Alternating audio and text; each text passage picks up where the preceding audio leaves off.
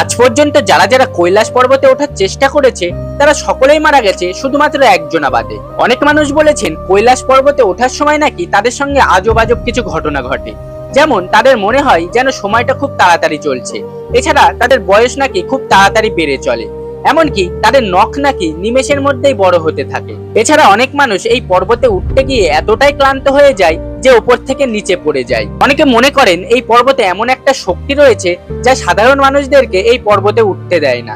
এছাড়া এই পর্বতের উপরে দুটো ঝিল রয়েছে, একটার নাম মানস সরোবর আর একটার নাম রাক্ষসতল। আর এই দুটি ঝিলের মধ্যে মানস সরোবরের জল খুবই মিষ্টি, যা মানুষেরা পান করতে পারে।